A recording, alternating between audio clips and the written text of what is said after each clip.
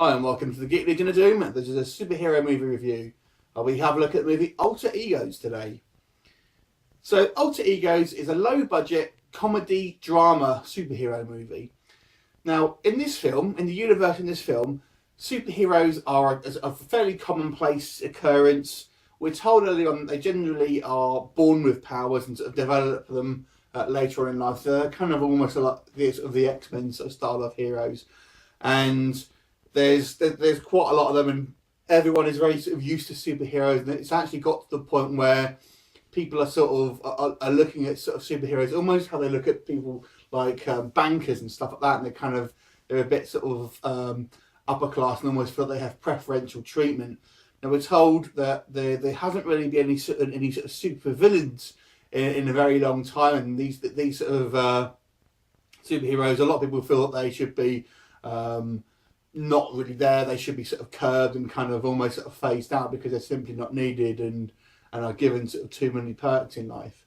Now this is a very, very low budget film, first of all, and as I said, it's really more of a sort of a drama and a comedy, or a black comedy, rather than any sort of action and sort of superheroics.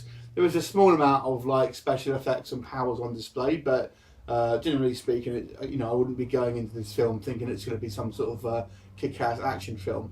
So it really focuses on the main character called Brendan, who has a superhero alter ego called the Fridge, and his powers are, as you'd expect, sort of ice powers, but like Iceman really. And he's called to a meeting with another superhero called C-thru. Now we're told that there's this kind of almost like a superhero government almost that it's sort of, they get their orders from, and they've been told to go to this sort of like hotel or something where they're going to do like a prisoner transport, who is this sort of incarcerated supervillain who they're going to want to transfer from one place to another. Now the Fridge, or Brendan, at this time is actually going through a bit of an identity crisis. He's kind of living this sort of dual life as his sort of alter ego, the Fridge, plus his real sort of personality, Brendan, and he's kind of getting confused and so on, almost becoming a little bit schizophrenic. He feels his girlfriend is actually cheating with him, but the actual person that he's cheating with is actually the Fridge, his alter ego. Now in this world, we're sort of led to believe that a simple costume, even a very sort of basic mask, will give people like no idea that they're the same person. Obviously playing on the sort of like the Superman sort of Clark Kent sort of with the glasses on and off sort of trope that we see in films. And that's very much one of the sort of central jokes in this film, is this Fridge, as soon as he puts on the mask, even though it's, he clearly is the same person, people just instantly don't recognise him. And he's sort of seeing this girl and also seeing this girl as the Fridge, but he doesn't think that the woman actually knows the difference between the two guys. Hence, he feels like she's cheating on him.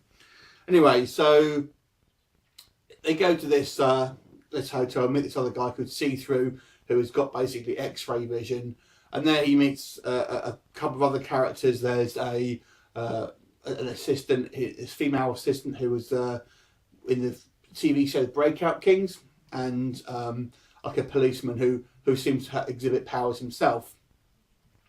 And I won't go too much into the spoilers of this film, but the central premise really is there's a bit of a conspiracy going on. We don't know quite what's going on in regards to the motivations behind moving this prisoner called, I think he's called Psych, this sort of bad guy. And ultimately there's no more villains, and all I'll say is that this superhero community wants there to be more supervillains. Ultimately, the government is cutting funding because there simply aren't supervillains to fight.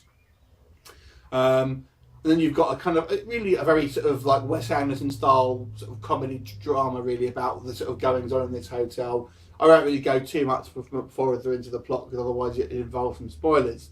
So, suffice to say, there's quite a lot of superhero in jokes. If you're a comic fan, you'll kind of maybe find some stuff amusing. So this film is only really going to be any type of entertaining to you if you are interested in superhero films or comics or something like that.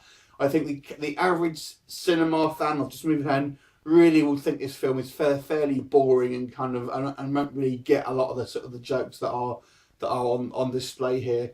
So chances are, if you're watching this video, you probably are a superhero fan. But on the off chance that you're not, I wouldn't bother with it because it's quite, there's not a lot that happens in this film, and so I think you'd find it fairly boring. The costumes are fairly garish, and they just look like fancy dressed. So I don't think you'll kind of get the joke almost. Now, if you are a comic fan, you might, there's a bit more to enjoy here, I think. And it's like I said, it's not a film where there's lots of action. There is a little bit of powers on display and a sort of a tiny little bit of action here and there, but it's not an action film. First and foremost, it's a black comedy. Is the best way I can describe it. The acting, I'd say, obviously these guys are on the sort of low end of scale of in regards to the acting, but I don't think it's too bad, to be honest with you. I don't think it's laugh out loud funny, but it's more of an amusing oddity to watch, and it's, like I say, it does explore some of the sort of the superhero tropes and almost poke fun at them. So I quite enjoyed that as a superhero fan.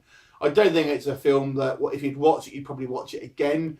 And it was based on the budget. I always think with these sort of lower end films, you have to sort of base them on the budget. You can't. It's not fair to base something like along the lines of this as would do even a sort of medium budget film like Kick-Ass or Super or something like that.